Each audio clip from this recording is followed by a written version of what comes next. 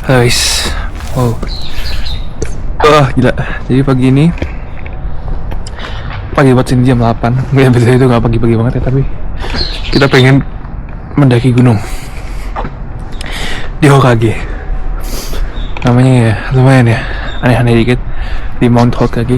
Ini aku lagi nanti nungguin temanku. Nanti kita bakal mendaki gunung bersama Nihonjin. Ikuti terus. Halo guys, kembali lagi. Jadi sekarang kita mau mendaki Noboru Gunung. Mendaki gunung Yamani Noboru. Jadi kita akan mendaki gunung bersama temanku. Seperti biasa Ivan. Ya kemana-mana sama Ivan terus ya. Jadi doang yang mau. Jadi ya kita pergi. Seperti biasa kita naik kereta. Ada 3 kereta. Pertama dari dorm ke Kumamoto Station, terus dari Kumamoto Station ke Konoha. Ya namanya Konoha beneran kayak Konoha di Naruto gitu ya guys. Aku pertama kali sampai pun juga kaget. Dan katanya di Konoha ini tuh juga tempat dimana kalau kalian pernah tahu tuh yang jangan melihat, jangan mendengar, jangan berbicara, yang buruk-buruk gitu loh. Nah itu kayak ada filosofinya sendiri gitu di Konoha. Nah, perjalanan kali ini tuh beneran yang asik ya teman-teman. Kayak menurutku tuh langitnya lagi pas, lagi cerah. Terus juga keretanya nggak terlalu rame karena ini jam pagi, jam 8 di hari Sabtu. Dan itu kayak emang lagi sepi-sepinya kereta juga kan. Jadinya ya lumayan enak tuh. Nah, ini sekarang aku lagi pengen lihat pemandangannya dari berdiri gitu, bisa ngelihat sawah-sawah kayak daerah rural atau inaka dalam bahasa Jepang. Jadi ya asik banget melihat hal-hal seperti ini. Ini juga ada stasiun-stasiunnya nih, kayak kita berhenti di Nishisato gitu. Emang banyak stasiun yang kita kunjungin sih menuju Konoha ini, kayak ada 5-6 stasiun gitu.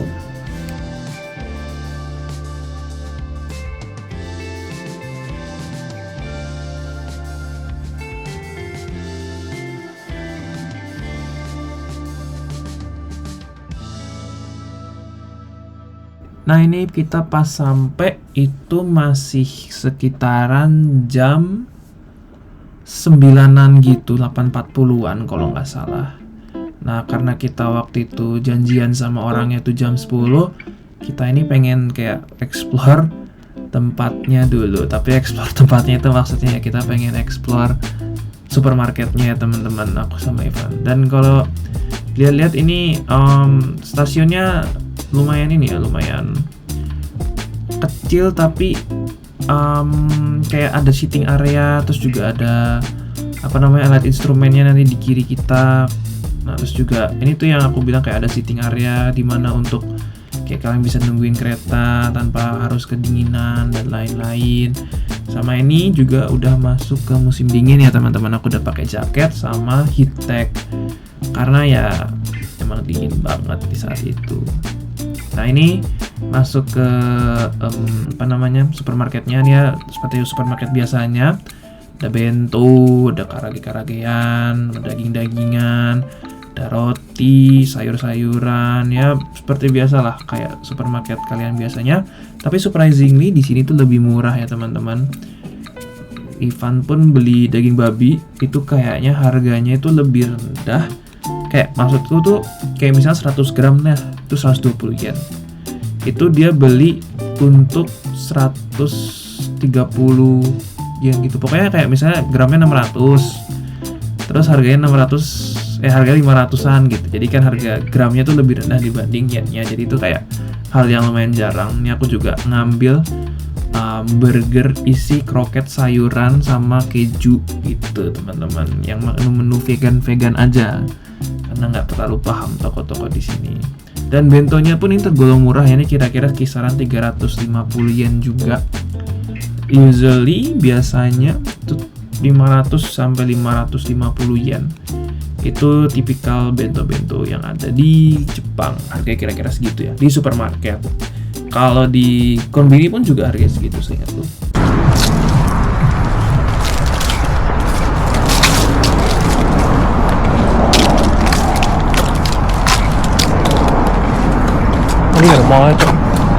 Ini apa namanya? Machi. Hal-hal. Enggak, yang di map tadi namanya. Oh, Gyokuto. Aman engine tuh pasti kayak nggak pernah lebih awal dari biasanya gitu lah. Oh.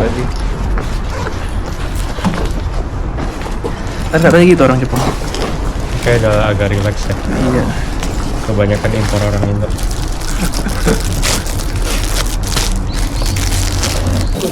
で、あとは何だったっけ？牛の肉じゃないですか。そう、牛の肉。牛の肉。あと漬物。ああ、漬物。いや、sama gitu cara nulis.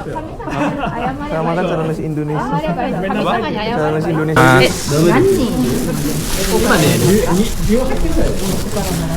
したら触っていいです。勝手に取らないで、葉っぱを取らない。OK？OK？ガイドが OK って言ったらみんな取りましょう。はい。大丈夫ですか？はい。 Nah, jadi kita habis kayak dijelasin gitu tadi ya, sama kayak harus nulis nama dan jikoshokai atau perkenalan terlebih dahulu sebelum kita mendaki gunung, biar satu sama lain tuh juga saling berkenal gitu loh. Nah, ini juga harus dilakukan stretching terlebih dahulu ya teman-teman, karena katanya ya, setelah aku mendakinya itu gunungnya beneran susah teman-teman. Menurutku susah, walaupun kata orang-orang di sana tuh gampang untuk yang sering naik gunung, tapi buat aku yang belum pernah naik gunung itu lumayan susah. Apalagi aku menggunakan sepatu lari bukan sepatu gunung, jadi agak licinnya gitu ya. Jadi dan juga ini kayak awal-awal pun aku juga udah seneng karena ngeliat langitnya seperti ini. Terus juga ada sejarahnya juga, ternyata Konohamachi ini katanya tuh Sekigahara itu di sini. Sekigahara untuk yang imperial sih. Apa Sekigahara beneran ya di sini? Jadi mungkin ya gitu deh. Kayak ada peperangan lah intinya terjadi di sini. Stop. Oke.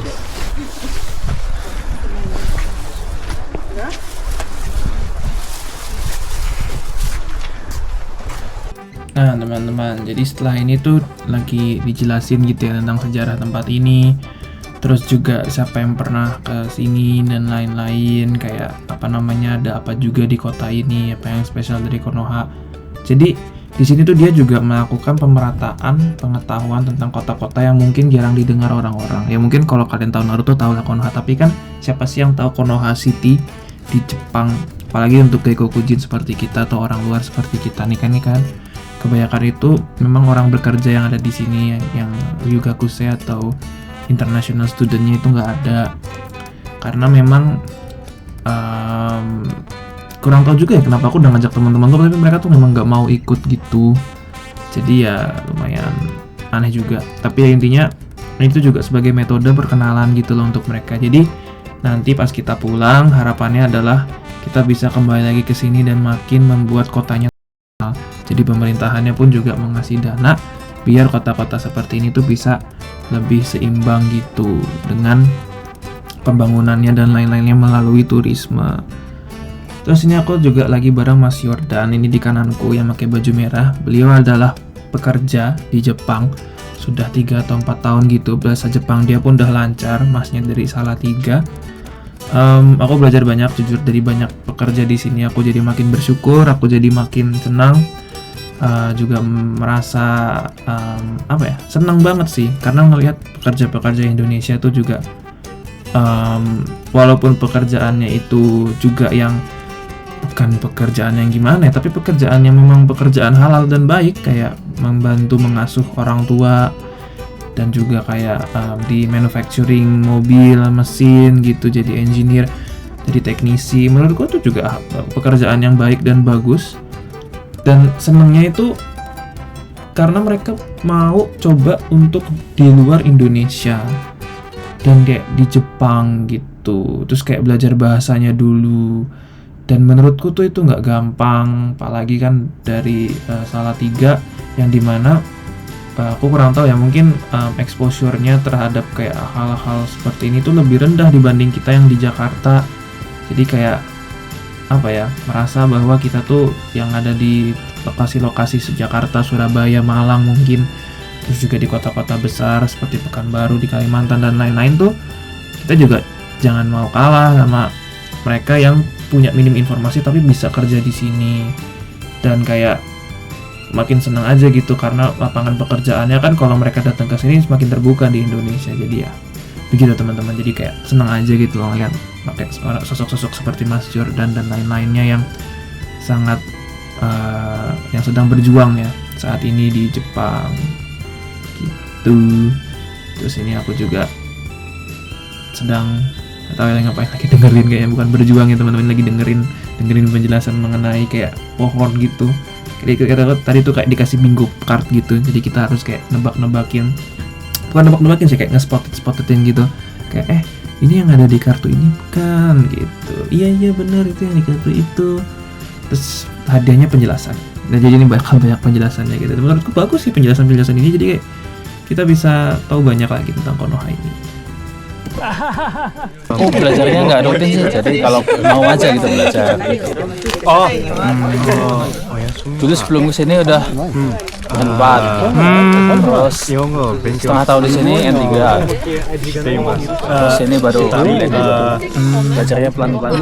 Itu dia ya teman-teman, kuncinya belajar mau itu mengenai industrinya, mengenai bahasanya. Kuncinya setelah mendapatkan informasi itu untuk belajar, untuk berjuang ya teman-teman, kayak mau memajukan diri sendiri demi kepentingan diri sendiri dulu, jangan mikirin negara dulu dan lain-lain. Karena menurutku negara juga nggak menuntut kita untuk menjadi pinter banget gitu ya, maksudnya kayak untuk belajar, tapi kan kita belajar untuk diri sendiri gitu ya, lebih ke arah gitu kan, demi kesejahteraan kita nih. Kayak Mas Jordan sekarang yang bisa tinggal di Jepang dan gajinya seperti manajer di Indonesia gitu kan. Seingatku segitu ya. Kalau aku lihat kayak kerja part time pun itu harganya kayak sebulan kalian bisa dapat 10 juta gitu part time. Kerja di kayak di supermarket semalaman, tapi kan harus bisa bahasa Jepang yang dimana aku nggak bisa, jadi aku nggak part time. Karena itu sayang banget sih. Harusnya kalau kalian kesini tuh harus bisa banget bahasa Jepang, itu plus banget karena opportunity kalian tuh terbuka mulai dari teman dan lain-lain gitu ya. Terus ya ini sekarang lagi makan ya teman-teman. Jadi tuh kayak ada buah yang bisa dimakan gitu. Ini buahnya agak berduri gitu. Terus ya enak lah. あとでピンまで見てみて。それってお花もう咲いた後咲いた後、これがそのまま食べる。みんな食べてみてください。 Mati ya wes. Mau pikir gula. Wah. やったわー、やったー、綺麗だ。 Gile-gile. 綺麗。 Wah, gara-gara ngomongin kerja, belajar dan lain-lain tiba-tiba udah sampai guys. Tapi ini beneran bagus banget ya, pas di atas ini. Dan ya di atas ini aku juga sempat makan dengan kesempatan dengan sosok juga yang berhasil pergi ke Jepang setelah menjadi ojol dari SMK gitu ya teman-teman. Menurutku ini juga sebuah kisah yang sangat inspiratif bagi aku, yang aku sebagai mahasiswa, pandanganku tentang dunia adalah di saat itu aku belajar, pinter, masuk kuliah PTN, bisa dapat beasiswa biar nggak bayar PTN-nya. Tapi aku di saat itu nggak pernah memikirkan tentang orang-orang yang nasibnya tidak sebaik aku, yang mungkin waktu itu udah belajar mati-matian tapi nggak keterima SNBT, yang mungkin dari SMK seperti Mas Rehan ini nggak bisa dan tidak punya pandangan untuk berkuliah karena keluarganya yang kurang mampu dan juga harus menafkahi, makanya dia harus menjadi pekerjaan profesi yaitu ojek online, yang menurutku sekarang ini bukan profesi yang mulia juga karena membantu banyak orang. Jadi setelah melihat Mas Rehan ini dan dia juga bisa ada di Jepang di sampingku, yang dimana aku melalui jalur akademisi dan dia dari jalur jerit payah dia sendiri, merupakan hal yang sangat touching ya bagi aku, karena dari aku sendiri yang merupakan hanya pelajar, taunya ya untuk mencapai ke luar negeri ini dari belajar tanpa bekerja dan lain-lain, ya sangat tersentuh karena belajar banyak juga kan dari Masnya. Aku bisa tukar pikiran, aku senang bertukar pikiran dengan siapa aja, mau backgroundnya dia dari mana aja, tapi ya intinya aku belajar banyak banget, mataku terbuka, dunia semakin luas, bahwa semuanya itu bukan tentang belajar bekerja. Untuk aku yang seorang mahasiswa sekarang Tapi banyak jalan menuju kemana yang kita pengen, misalnya cita-cita keluar negeri dan lain-lain. Banyak caranya ya teman-teman untuk hal itu bisa terjadi. Mungkin satu cara itu tidak hanya itu saja, dan yang pastinya akan selalu bersyukur ya teman-teman dari apa yang kita dapetin. Tapi ini kita udah selesai naik gunungnya ya teman-teman. Ini aku habis nyalip nenek-nenek karena dia jalannya lumayan pelan. Gak apa-apa, memang sudah 70 tahun kalau gak salah. Dan aku bilang ke nenek-neneknya, nanti aku permisi ya kalau ada kesempatan buat ndaluin gitu. Aku bilang ke Mas Rehan tadi sih, soalnya bahasa Jepangku belum sebagus itu. Tapi kata nenek, iya silahkan gak apa-apa, maaf ya. Iya gak apa-apa nek, semangat gitu. Tapi ya reviewku untuk mendaki gunung ini, bagi kalian yang ingin mendaki gunung sebaiknya olahraga dulu ya teman-teman. Ini karena aku pun yang seminggu bisa 2 kali basket, suka jalan pagi, lari kadang-kadang karena lagi dingin jadi jarang lari, itu masih kelelahan dan sampai pusing ya teman-teman. Dan ini lagi bagus banget ya teman-teman, kuning banget.